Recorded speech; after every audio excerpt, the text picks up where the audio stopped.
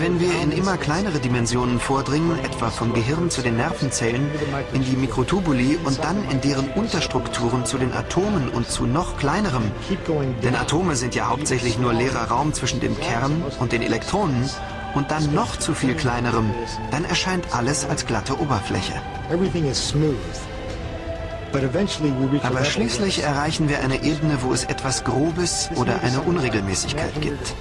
So als ob man von einem Flugzeug aus 11.000 Metern Höhe die Oberfläche des Ozeans betrachtet. Sie erscheint ganz glatt. Würde man diese Oberfläche aber mit einem Boot befahren, wäre sie sehr unruhig. Und sie hätte ein Muster, die Wellen. Genauso ist es, wenn wir diese fundamentale Ebene des Universums erreichen. Dort befinden sich Muster von Informationen. Diese Informationen tragen Vorstufen jenes Bewusstseins, aus denen sich unser komplexes Bewusstsein bildet. Hameroff und Penrose vermuten, dass hier auf der grundlegenden Ebene des Universums tief in unserem Gehirn das Bewusstsein liegt. Ihre Theorie basiert auf den allgemeinen Gesetzen der Relativität, die Albert Einstein entdeckt hat. Einstein lehrte, dass alles, Materie, Energie, Raum und Zeit, besondere Ordnungen und Strukturen des Universums im kleinsten Maßstab sind. Und genau auf dieser Ebene könnte auch das Bewusstsein existieren, verbunden mit dem Gehirn durch Quantenprozesse in den Mikrotubuli innerhalb der Nervenzellen. Das könnte erklären, wie eine Nahtoderfahrung zustande kommt. Wenn das Gehirn nicht mehr funktioniert, werden Herzschlag und Stoffwechselaktivitäten eingestellt und die Informationen werden frei. Sie sind weder verloren noch zerstört, denn sie existieren auf der fundamentalen Ebene. Sie fließen in das gesamte Universum.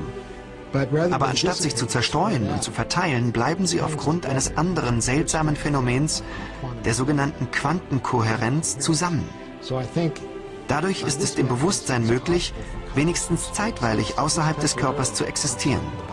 Zum Beispiel unter der Decke über dem Körper zu schweben, um einen Wiederbelebungsversuch zu beobachten.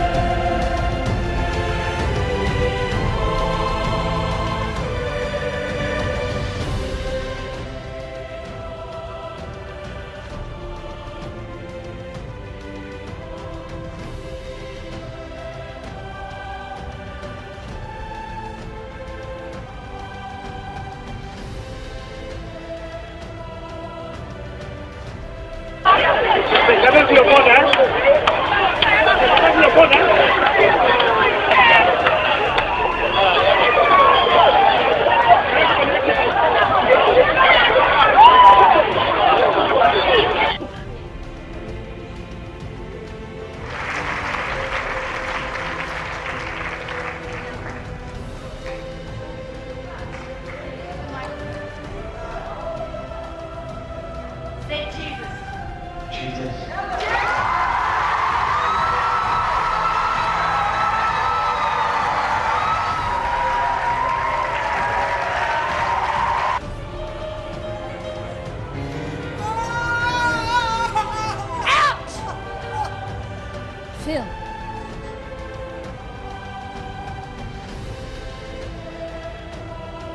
Push hard.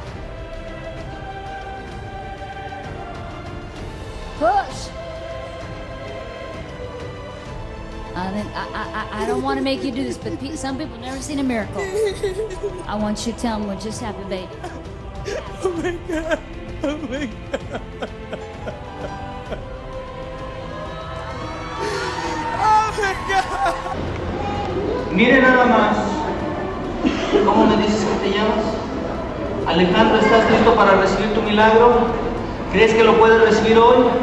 Pues recíbelo en el nombre de Jesús. Gracias, Padre. ¿Está viendo eso?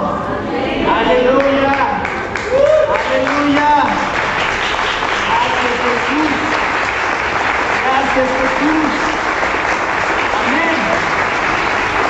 Amén. Gloria a Dios. Gloria a Jesús. Gloria a Jesús. ¿Cuánto falta? Nada.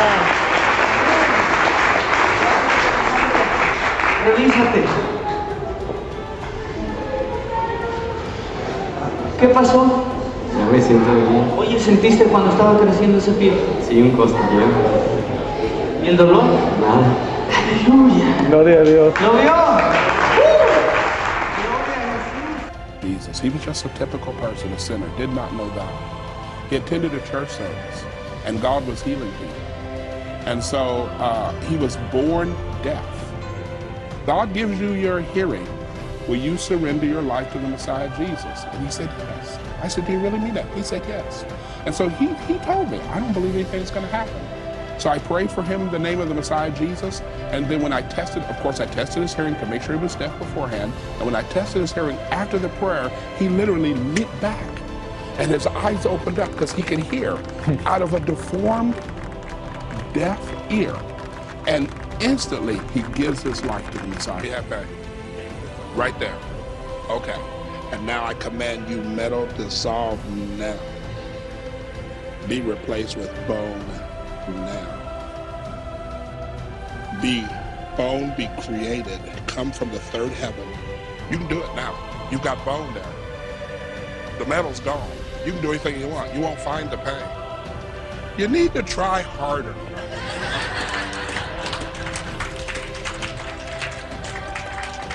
You can try as hard as you want.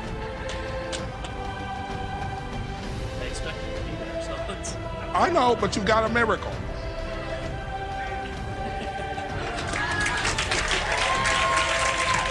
You said I've been going to physical therapy for weeks.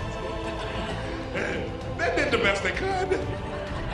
You just needed an arm that was 4 inches shorter. This was not a back condition. She also had metal from here to here. She could not even pick up a pot. And the supernatural gift of faith came upon me. Jesus told me to command the arm to grow. And we literally watched it within 5 seconds grow out 4 inches. Here's what's amazing. She was an African-American lady. She had the metal here. And this arm was a different color than this arm. Instantly, the metal disappears. This color arm becomes the same. She goes home, she can pick up anything. I've talked with the pastor, I've talked with the wife. She's still healed. Do you believe when I pray for you right now, you'll see right now? Because Jesus is your healer? Recreate, recreate. Don't let her fall out, recreate. Blind eye, I command you, see in Jesus' name. Cover up your right eye, darling. Keep it covered real good. You ready to see? You ready to see?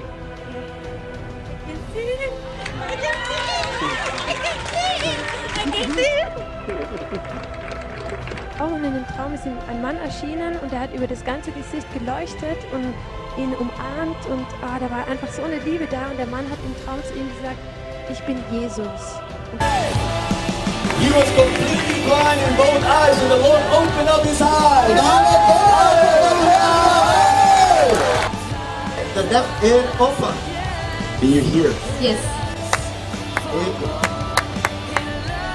They were both possessed by the evil spirits and felt that something has left their bodies.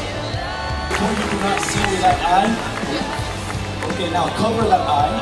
So Житель города Шарья Костромской области стал свидетелем странного явления. В небе прямо над своим домом он увидел светящийся крест. Все это Владимир Ростовцев запечатлел на свою видеокамеру. Рано утром он собрался на работу, но его автомобиль упорно не заводился. В этот момент его внимание привлекло невероятное зрелище. Что это было? Удивительной формы облако или аномальные явления? Очевидец так и не решил. Крест провисел в воздухе несколько минут, потом растворился. Странно, но, как утверждает...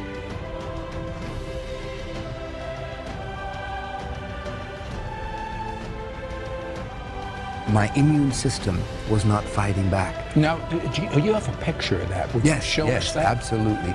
This is what I look like in that hospital room. Blisters 1 inch in size, chickenpox, temperature 107.6, and brain damage. In this condition, with hypothermia, they left me to die. Well, the doctors actually came into the hospital, standing over your bed. They think you're out of it, you're sleeping. What did you hear them say? They examined me and they said that his immune system has shut down. This is spreading across his body. We can't do anything about the hypothermia because the brain had cooked itself, and they said I would probably be dead by the morning. In fact, Anita, they took her out of the room afterwards and explained to her that if I lived, this is someone that worked with you. Yes, my eye would be blind, my ear deaf, there's brain damage, this side of the face would be paralyzed, and if I lived, I would be a vegetable, but probably I would be dead by the morning. Okay, you hear this horrible report. Yes. You're a Muslim. Yes. Did you prepare? What does a Muslim think when he gets a death sentence? Like Allah is not a healer. Muhammad is not a healer, so we don't turn to Allah to heal us. We assume that we're going to die. But I was afraid of death, Sid. I was petrified of death. Why? I didn't know what was on the other side, but I was afraid of it. And the very people that I had my faith in, my trust in, were those doctors. And they had just given up. What do you do when the people you got your trust in have given up on you and left you to die? In fear, I cried out. I said, God, if you're real, don't let me die. That's what I cried out. Muhammad didn't come, Allah didn't come, but that night, in that room, there appeared a figure at the end of the bed. And this person... Wait a second. Had you ever seen something supernatural like this before in your entire life? Never. There's your first time? Yes. Okay. Now there's this figure. Yes. And are you scared? What's going on? No, not at all. I wasn't scared at all. In the middle of the night, I see this figure at the end of the bed, and it was the outline of a person with light radiating from them. I couldn't tell you the way the face looked, but all I could see was this outline of a person with light. Now, I knew it was Jesus.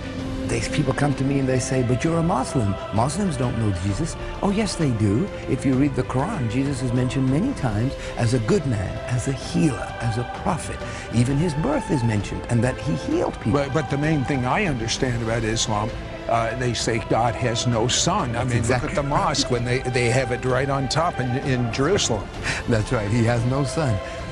Well, this person that appeared said two things.